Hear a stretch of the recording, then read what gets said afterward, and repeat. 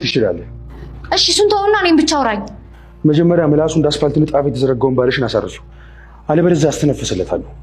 እሺ አሁን ተረጋጋና ከኔ ጋር እናውራ። ከአንቺ ጋር ከገንዘብ ውጭ ማውራ የለኝም። የተወሰነ ገንዘብ በፖስታ አዘጋጅቼልሃለሁ። እስከዛ እሱን ተጠቀም። የቀረውን ደግሞ ሰውየው ሲከፍለኝ እሰጥሃለሁ። ጥሩ፣ ገንዘቡን አምጪው። እሺ እሰጥሃለሁ። ጥዬው መጥቼ ነው። አትቀልጂ እባክሽ። እየቀለድኩ አይደለም። በፖስታ አድርጌ ወንበር ላይ አስቀምጬው ነበር። ቲና እቃ ጥለሽ ሄድሽ እኮ። ወይ ትሁትዬ፣ ፖስታ ነው አይደል? አዎ። ወይ ፈጣሪ ይስጥሽ የኔ እናት። ፖስታው ተገኝቷል። ትሁትዬ፣ አሁን ፈጥኜ መጣሁ። እሺ አሁን እንኳን ወጥቻለሁ፣ ግን ተቀብልሽ ከፈለግሽ እኔ እመጣለሁ። ጥሩ። ወዴት ነው የምትሄጂው? አንቺ የት አካባቢ ነሽ? አዎ ነይ፣ ሰሚት አካባቢ ነኝ ያለሁት። በጣም ጥሩ። እኔም ወደዛ አካባቢ እመጣለሁ። ጥሩ። አደባባይ ጋር ስትደርሽ ደውይልኝ። መጣሁ።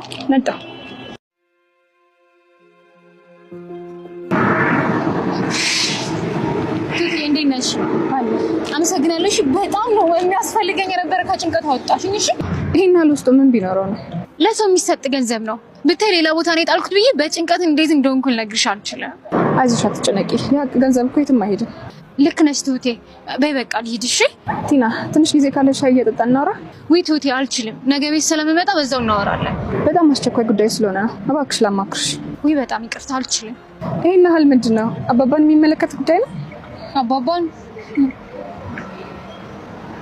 እኔም ልሂድ።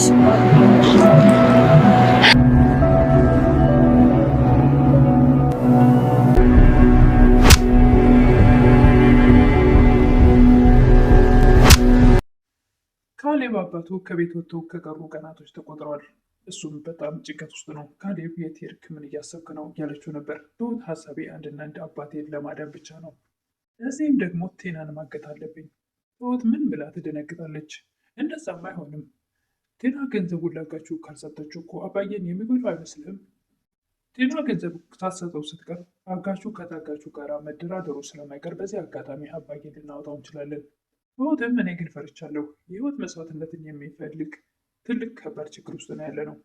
ነገሮችን በጥንቃቄ ማድረግ አለብን እያለች ነበር ትሁት።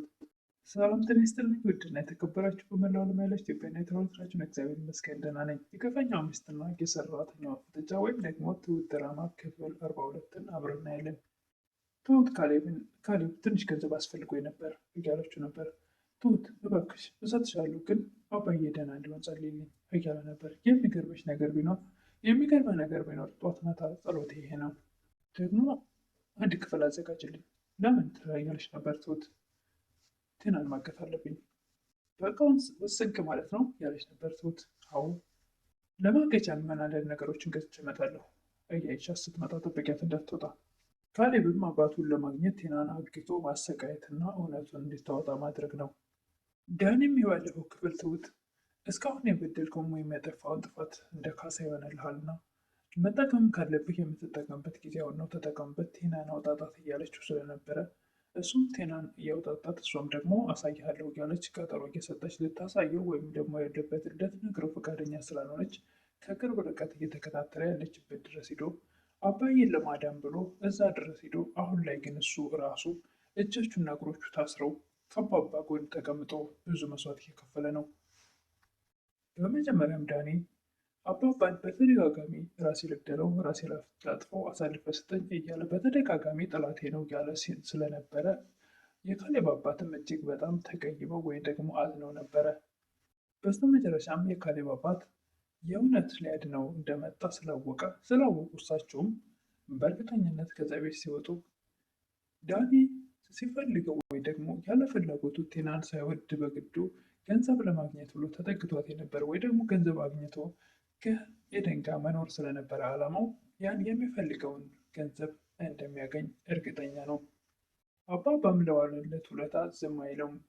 ዳኒ ሲፈልገው የነበረውን ሁሉ አሁን ማግኘት ይችላል።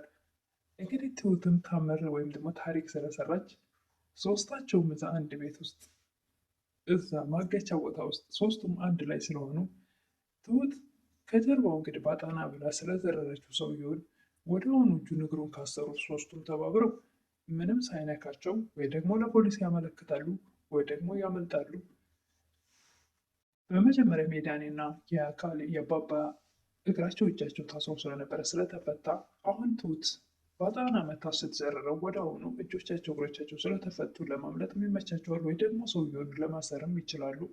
እሱ ግን ቶሎ ፈጥኖ ከያዛቸው ሶስቱንም እዛ አስሮ ችግር ውስጥ እንደሚገቡ ነው። ዳኒም የሚወዳትን ኤደንን በጥሩ ሁኔታ ወይም ደግሞ ጥሩ የሚባል የኑሮ ደረጃ ለማኖር የማይፈልጋት ቲና ጋር በአባባ ፊት ብዙ ነገር ሲያሳልፍ የነበረው አባባንም ብዙ ሲያሳዝኑት የነበረው አሁን ላይ እንግዲህ ጥሩ አጋጣሚ የተፈጠረለት ይመስላል። መጀመሪያውንም ከቲና ጋር መኖር ወይም ደግሞ ቲናን ወዷት ሳይሆን የእሷን አንድና አንድ ገንዘብ አግኝቶ ከኤደን ጋር መኖር ስለነበረ አሁን ላይ እንግዲህ ካሌብም ቢሆን አባቱን ነፃ ካወጣለት በፍጹም ለገንዘብ አይደራደርም። ገንዘቡን ሳይሆን አባቱን ነው የሚፈልገው። የካሌብ አባትም ቢሆን ኤደንን ጠርተው እንግዲህ ዳኒ ከኤደን ጋር ስለተቀያየሙ እንደሚያስታርቁት በእርግጠኝነት ኤደን እና ዳኒን አንድ ለማድረግ ሶስቱም በእርግጠኝነት ይስማማሉ። ካሌብም ትሁትም የካሌብ አባትም አባባን ለማዳን ብሎ ሄዶ እሱ ብዙ መስዋዕትነት እየከፈለ ነው። በጥፊ በካልቾ እያለ አጋቹ ብዙ አሰቃይቶታል። ቤት ውስጥ እስኪጠቋቁር እስኪበላለች ድረስ ብዙ መስዋዕትነት ከፍሏል።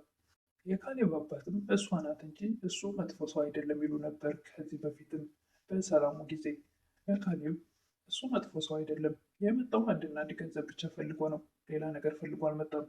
ስለዚህ እሱ ብዙ ጊዜ ልትገለኝ ስትሞክር ብዙ ስታሰቃየኝ እሱ ነው ከአንተ ይልቅ እሱ ነው ፈጥኖ እየደረሰ ሲያድነኝ የነበረው ያሉ የካሌብ አባት ለካሌብ ሲነግሩት ነበረ። አሁንም እዚህ ጋር እንደ ሰርግ አድርገው እንደውም እንደሚድሩት እርግጠኛ ነኝ፣ ነፃ ካወጣቸው። ካሌብ የሚሆን ድርጅት ውስጥ ስራ የለም ቦታ የለም ሲለው የነበረውን አሁን እሱን ሁሉ ረስቶ አባቱን ነፃ ካወጣለት ስራም ከድርጅቱ ሊያስቀጥረው ይችላል። ካሌብ ካሁን በኋላ ዳኒን እንደ ጠላት ሳይሆን እንደ ወንድም ሊያዩ ይችላል፣ አባቱን ነፃ ካወጣለት። ቴና ማጋቹ ጋር ሂዳ ያለ አስጨንቋት ነበር ገንዘብ አጭቅ ያለ። እሷም በፖስታ የታሸገ ገንዘብ ረስታ ሄዳ ስለነበረ ትሁት ደውላ እቃ ረስተሻል ትላታለች። ላቀብልሽ ስትላት ትሁትም አባባ ያሉበትን ቦታ ለማየት ስለጓጓች ገንዘቡን ልታቀብላት ትወጣለች። እናም ትሁት ገንዘቡን ስታቀብላት ሰውትዬ በጣም አመሰግናለሁ፣ በጣም ነበር የሚያስፈልገኝ፣ ደግሞ ከጭንቀት ገላገልሽኝ።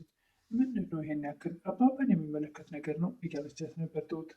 ትሁትም ገንዘቡን ካሰጠቻት በኋላ ቴና እባክሽ የማማክርሽ ነገር አለ እያለቻት ነበር። አይ ነገ እመጣለሁ፣ አሁን በጣም ቸኩላለሁ እያለች ነበረ። እንደውም ባባዬ ጉዳይ ከሆነ እዚሁ ንገሪኝ እያለቻት ነበረ። እናስ በሱ ጉዳይ እኮ ብታማክርኝ ምንም የምንፈጥረው ነገር የለም። አንቺ እንዳልሽው ገዳም ገብቶ ይሆናል ብዬ ባስብ አባዬ እኮ ገዳም ቢሆን ኖሮ ይደውል ነበረ ወይ መልዕክት አስቀምጦ ይሄድ ነበረ። አይ መናገር የማይችልበት ጊዜ ላይ ሆነ ይሆናል እያለች ነበር ቴና። እኔ ግን በሰዎች ታግደው ይሆናል ብዬ አስቤያለሁ እያለች ነበር ትሁት። አንቺ ደግሞ እሱን ደግሞ ማን ያግተዋል እያለች ነበረ። ገንዘቡን የሚፈልግ ነው የሚያቅሰው። እሺ አባዬን በምን መንገድ ልናድነው እንደምችል አስብ እያለቻት ነበር ትሁት ቴናን። ቴናም እኔና አንቺ አስበን ምንም የምንፈጥረው ነገር የለም እያለቻት ነበር። ለምን ትላለች ትሁት። ቴናም የት እንዳለ አናውቅማ፣ በቃ መሽቷል ሂጂ ትላለች ቴና። እባክሽ ቴና አባዬ ሊጎዳበት የማይችለውን ይሆናል የምትሆን መንገድ ሁሉ አስቢ እያለቻት ነበር። ቴና ከእግሯ ልፍ ስትል ከኋላዋ ተከትላት እየሮጠች ነበር።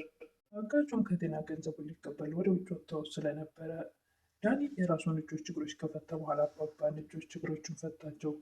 እኔም የአባባን እግሮች እጆች ከፈታ በኋላ አጋቹ ወደ አሁኑ ይገባል። ሁለቱንም በቦክስ ካላቸው በኋላ መልሶ ለማሰር ሲዘጋጅ ጀግናዋ ትሁት ቴናን ከኋላ ተከትላ ሄዳ ከጀርባው ባጣና ብላ ዘረረችው። ለዛሬ ይዤ የቀረብኩት የግፈኛው ሚስትና የሰራተኛው ፍቻ ወይም ደግሞ ትሁት ድራማ ክፍል 42 ይህን ይመስል ነበረ። እንግዲህ ቀጣዩ እስክንገናኝ መልካም ቆይታ እያልኩኝ የቀጣይ ምን እንደሚፈጠር አናውቅም። እነ ትሁት ያሸንፋሉ ወይስ አጋቹ? አጋቹን በፍጥነት እጁን እግሩን አስረውት ከሆነ ወይም ደግሞ እንደዛው እንደተዘረረ ሮጦ ያመጡ ይሆን ወይስ ፖሊስ ይጠሩ ይሆን? እሱን እንግዲህ ቀጣይ የምናይ ይሆናል። የምታበረታቱኝ እህቶቼ ምስጋና ከልብ ነው። አዲስ የሆናችሁ ደግሞ ሰብስክራይብ እያደረጋችሁ አበረታቱኝ እላለሁ። አመሰግናለሁ።